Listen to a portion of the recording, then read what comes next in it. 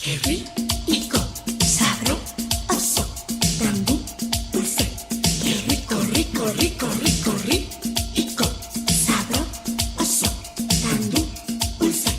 Qué rico, rico, rico, rico. Bienvenidos, queridos amigos, a su espacio de reflexión y análisis, Qué Rico Show. Recuerden que el programa lo retransmiten todos los días sábados a las 5 de la tarde por la Radio Comunidad www.radiocomunidad.com. Bueno, queridos amigos, esta semana ha sido bastante reflexiva en este programa. Hemos traído analistas de profundidad y prosapia.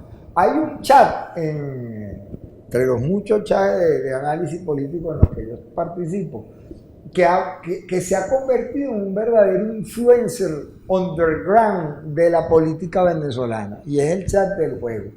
Y casi toda la gente que ha pasado por aquí en esta semana está en ese chat. Así que bueno, nos trajimos al coordinador general del juego, al conocido y distinguido dirigente político de larga trayectoria, Simón García, ex ministro, diputado, fundador del MAS, querido amigo, y de un humor extraordinario y una cultura aplastante, y sobre todo de una memoria enciclopédica. Bienvenido, Simón. ¿Cómo estás? Muchas gracias. ¿Cuál es que es el nombre tuyo? Ese es por la memoria enciclopédica, hay que buscarlo en la guerra. Mira,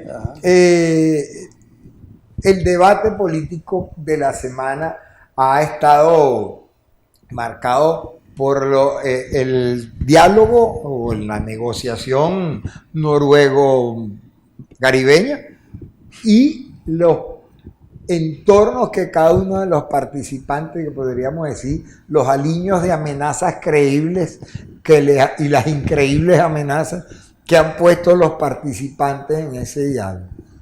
Tú has abogado, y en el juego es un tema recurrente de debate sistemáticamente, por la consolidación de la mayoría que se ha ido forjando, sobre todo este primer semestre del año en el campo democrático, por la unidad con mucha crítica y con mucha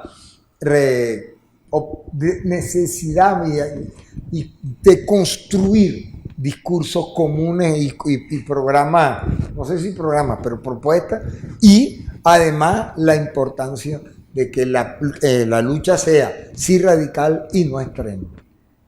Creo que ese vocabulario se adueñó del debate, y como tú eres el padre de ese vocabulario, bueno, sí, arranca por donde quieras. Yo, para explicarme las posiciones de una oposición heterogénea, con distintos enfoques y visiones, para evitar que hubiera confusiones y meter a todo el mundo en un mismo saco, intenté hacer, para mi uso personal, una clasificación artesanal con 5 clases. En primer lugar, los inmovilistas, que cambian para que nada cambie, o luchan por el cambio para que nada cambie. En segundo lugar, los conservadores. En tercer lugar, los moderados, que estarían en cuarto lugar, los radicales, y en quinto lugar, los extremistas. El extremismo es ya el fin de la política, la inutilidad, el todo o nada, la solución Nestí, todo para allá. Y sobre todo me interesaba para poder ubicar a Guaidó, que desde mi punto de vista es un radical, no un extremista. Es un radical con freno de mano. Es un radical que, sin embargo, tiene una alianza o tiene una cierta susceptibilidad favorable al extremismo. El propósito en estos momentos es desplazar el eje de esa alianza de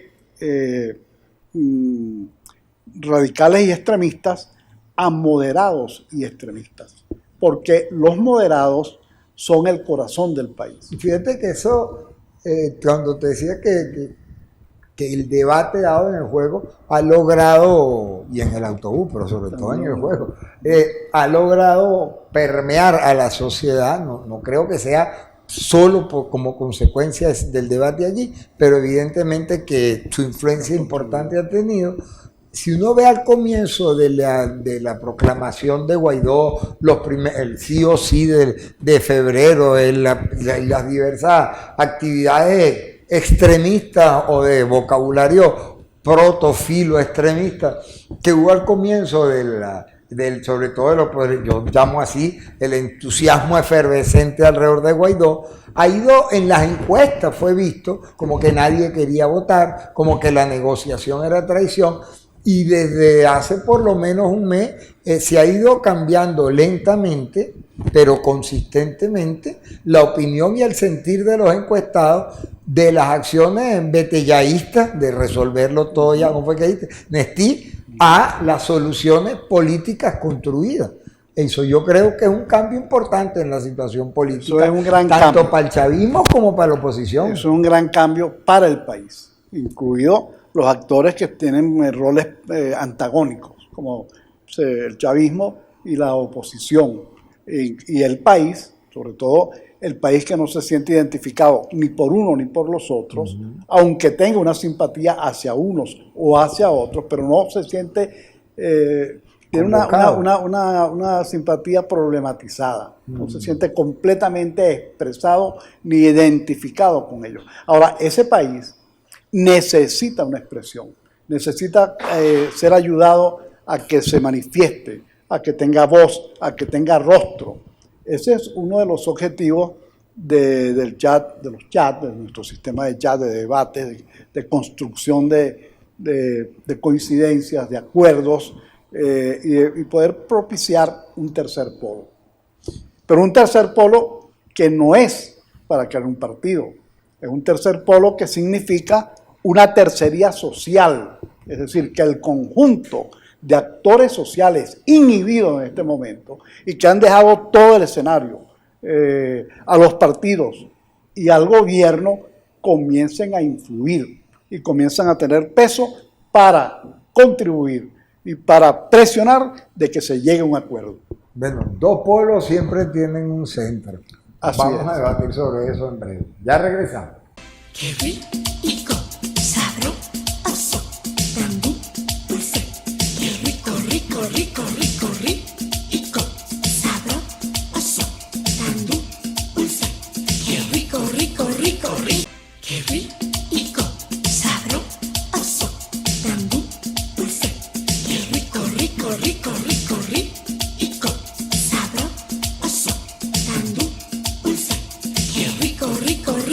Continuamos, amigo mío, con esta interesante conversación con Simón Muñoz.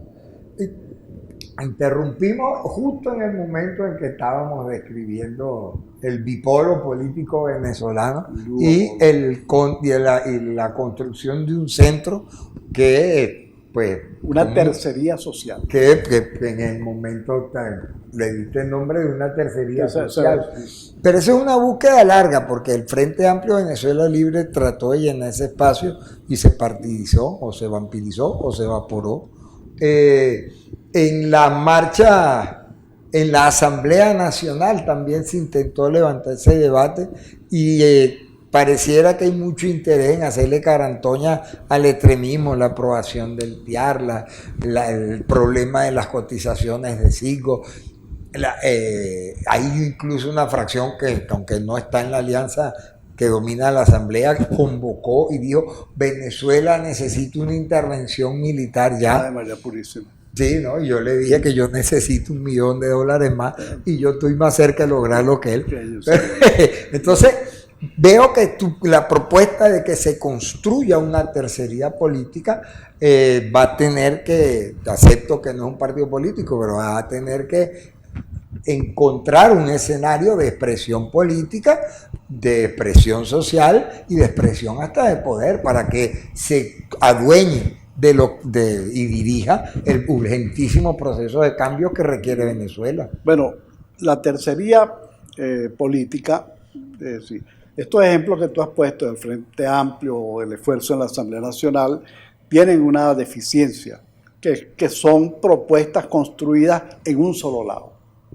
Ahora, para que una tercería tenga mayor eficacia, debe ser la síntesis y la articulación entre todos los lados posibles que existen en la sociedad, expresarlas a todos y no solamente a la oposición o al chavismo.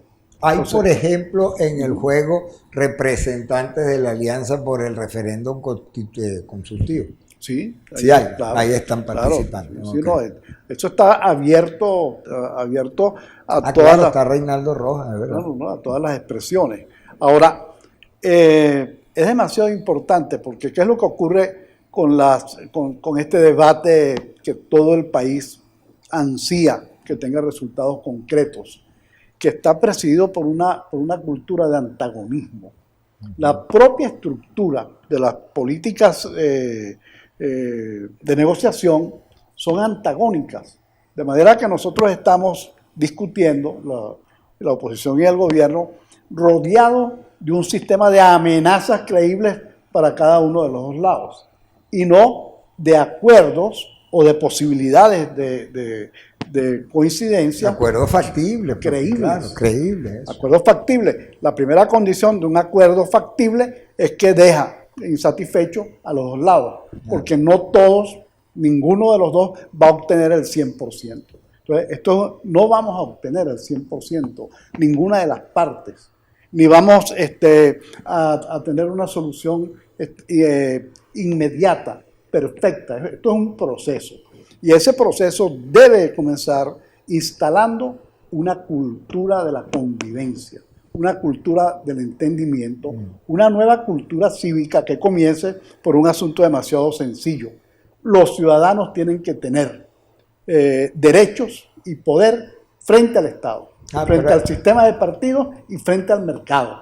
Los partidos se ocupan de cuidar el Estado. Pero hay un instrumento allí que no suena bien. Que está colgando por ahí. Es que si tú haces un análisis así, donde está el mercado y la estructura política de conducción, en Venezuela hay un instrumento de poder que no existe en el análisis democrático latinoamericano, que es el poder económico político de los militares.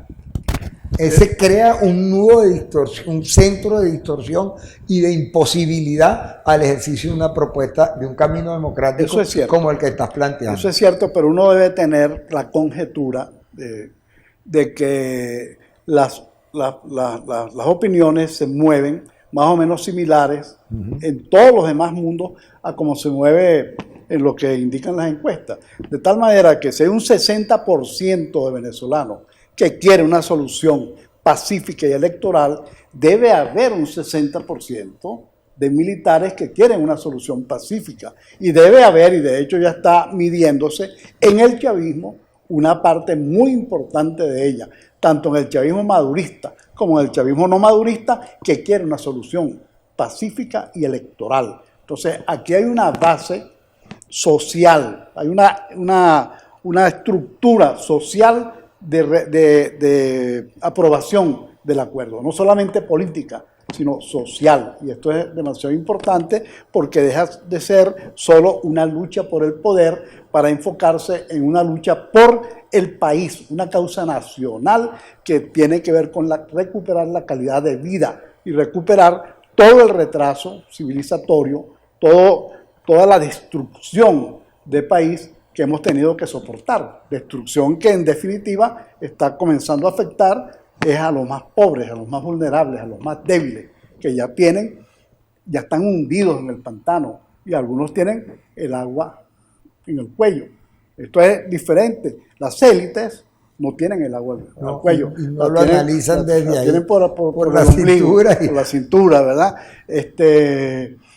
Y hay otras fuerzas que las tienen por los tobillos y que creen que el agua de la crisis no va a subir y no les va a llegar. Ahora, esto hay que detenerlo. El proceso de destrucción y de disolución del país hay que detenerlo, y hay que detenerlo con la convicción, como si estuviéramos atacando un desastre simultáneo sobre el país de un incendio, una inundación y un terremoto. Es decir, esto está en el suelo. Sí, lo tenemos que ver. Pero si está en el suelo requiere de una acción conjunta. Entonces tenemos que ponernos de acuerdo todos, ¿verdad? Los responsables de delitos, etcétera, de rapiña sobre la renta o de violación de derechos humanos entrarán bajo la jurisdicción de la justicia transicional.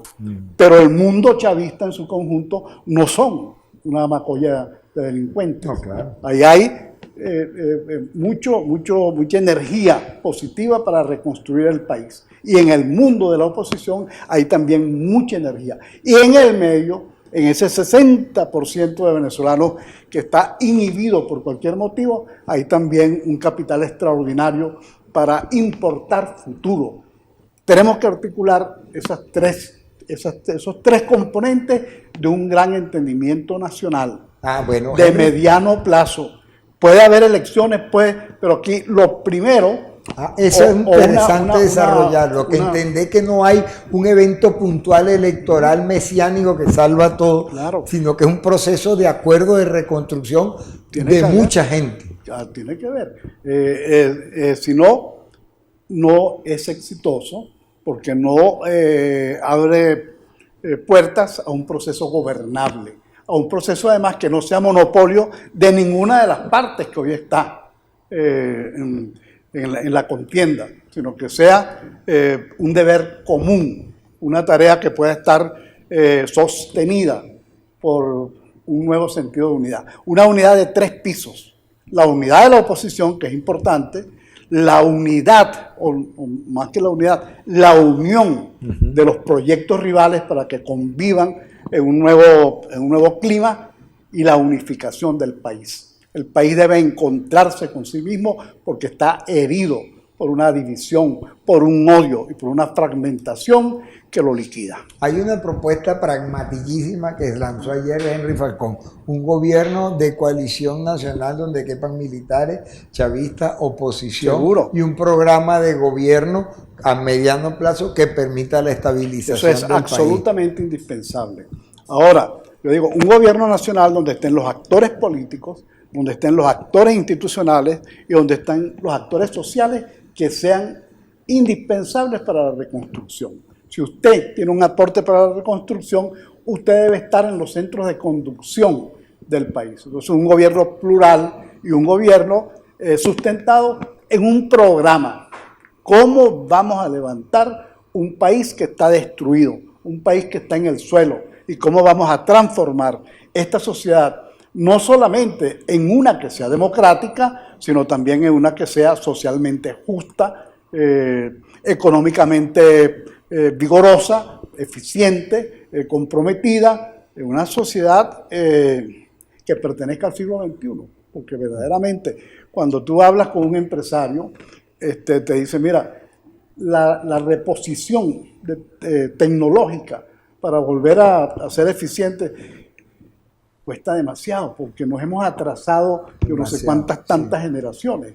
Si tú ves el aparato científico-técnico del país, no recibe ni una suscripción de una revista científica del exterior. Entonces, toda esta destrucción contiene una carga de profundidad destructiva de las posibilidades de desarrollo del país que hay que desactivar y que hay que sustituir con un envión muy fuerte de unificación de los venezolanos. No importa de dónde provengan, sino hacia dónde quieren ir. Bueno, compañero, yo siempre digo, le queda 1 minuto y ese es suyo, pero el señor lo agarró, así que yo se lo avisaba. No está fácil este programa. Hay un líder, que eso es una gran ventaja, que Juan Guaidó es un líder. Bueno, entonces hay un centro alrededor del cual aglutinar la propuesta de este coherente y acabado discurso. Y hay un desafío. Invitado que Juan Guaidó puede ser o el dirigente de un partido o el dirigente de una nación. A él le toca elegir. Bueno. Hasta mañana, pues. No, feliz fin de semana este programa. Gracias. Muchas gracias, Simón. Placer. Gracias. Qué rico.